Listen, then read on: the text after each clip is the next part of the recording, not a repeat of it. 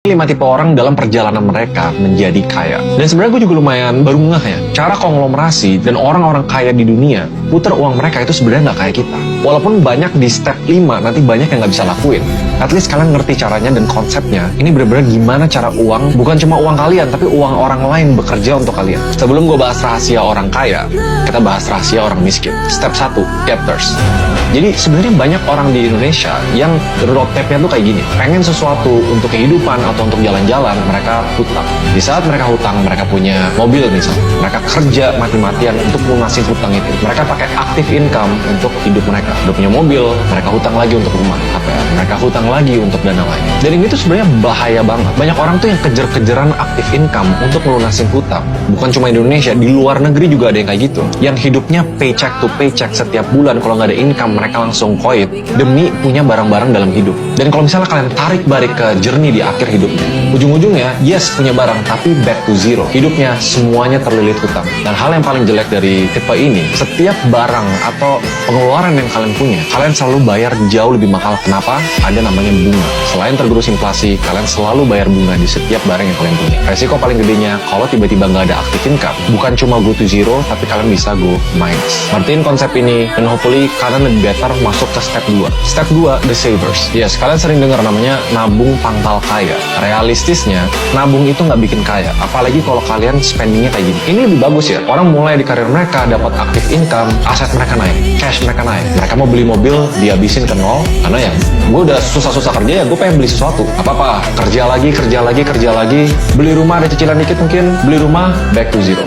Dan siklusnya berulang terus. Kerja, kumpulin duit, habisin duit. Kerja, kumpulin duit, habisin duit. Yang bikin tipe 2 ini lebih datar, karena kalian nggak bayar bunga. Kalian dapat barang lebih lama, spending uang lebih lama. Tapi downside risk-nya, seandainya nggak ada active income, kalian nggak bakal namanya terjerat hutang atau diketokin orang mau nagih hutang. Dapat barangnya lebih lama. Dua kategori ini, menurut gua, ini yang bikin orang terjerat kemiskinan atau bahkan nggak bisa naik ke middle class. Nah, tipe ketiga, itu orang-orang yang menurut gua mayoritas di middle class.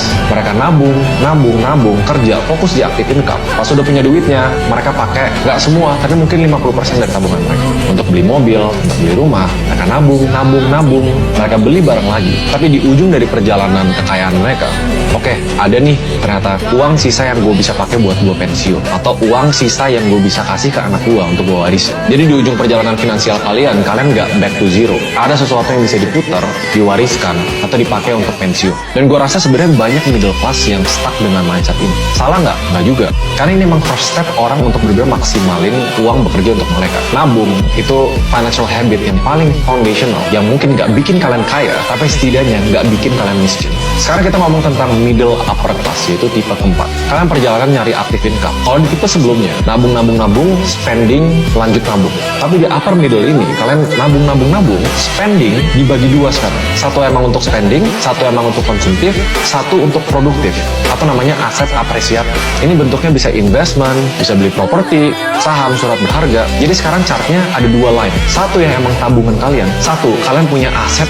yang bakal naik terus. Kalau kalian tarik lagi financial chart ke belakang, karena kalian punya apresiatif aset dengan lifestyle yang sama, kalian bakal punya uang jauh lebih banyak di akhir dibanding cuma nabung doang dan spend dengan responsible. Nah, kalau pertanyaannya taruh aset kemana, kalian harus pinter-pinter yang namanya portfolio management. Kenalin profil resiko masing-masing. Yang tadi kita bahas, itu tipe keempat. Kalian punya active income, spend money responsibly, bisa menabung, tabungan bisa ditaruh ke aset apresiatif, dan mayoritas dari kalian yang nonton video ini, 90%, will be fine. Dan hidupnya bakal happy just ke step 4 ini. Cuma ada beberapa rahasia di step kelima yang sebenarnya gue baru tahu juga. Kita sebut aja judulnya collateralized debt.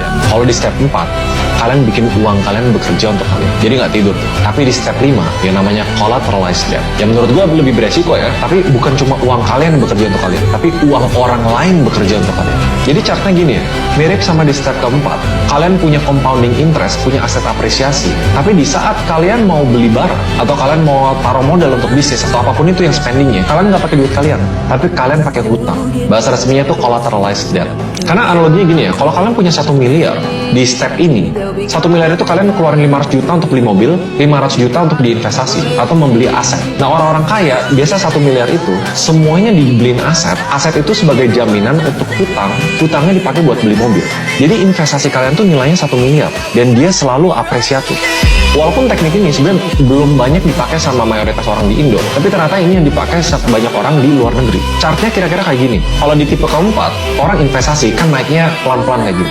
Ya jelas, karena setiap ada duit, uang investasinya tuh nggak full, karena kalian mau spending money. Yang di step 5, collateralized debt, uang investasinya tuh full untuk membeli aset yang jadi jaminan hutang untuk kalian beli mobil, misalnya gitu. Tapi memang sebenarnya banyak banget hal sama detail yang harus dibahas dari situ. Aset yang apresiatif harus ngalahin bunga dari cicilan kalian sendiri itu. Dan kalau misalnya mulai expose dengan hutang, harus bisa diprediksi aktif income dan gimana cara bayar balik hutang. Mungkin detailnya bakal di video lain, dan menurut gue nggak perlu pusingin sampai di tahap 5 ini. Tapi ini basically, kalian punya duit, kalian bisa cari duit, kalian bisa manage duit, uang kalian bekerja untuk kalian, uang orang lain bekerja untuk kalian. Ini namanya kita bener-bener maksimalin capital gain kita. Semoga kalian ngerti konsepnya. Ini sesuatu yang baru juga gue bener-bener pahamin banget, yang sebenarnya gue bakal pakai di bisnis-bisnis gue ke depan. Contohnya, kalau gue punya bisnis, gue mau stok inventory, gue tahu inventorynya atau barangnya bakal habis dalam 3 bulan, gue bakal pakai hutang untuk stok barang itu, biar uang gue di rekening bank itu bisa dipakai untuk hal produktif yang lain, misalnya spend more on marketing, beli mesin untuk produksi yang lebih gede. Harusnya kalian kebayang.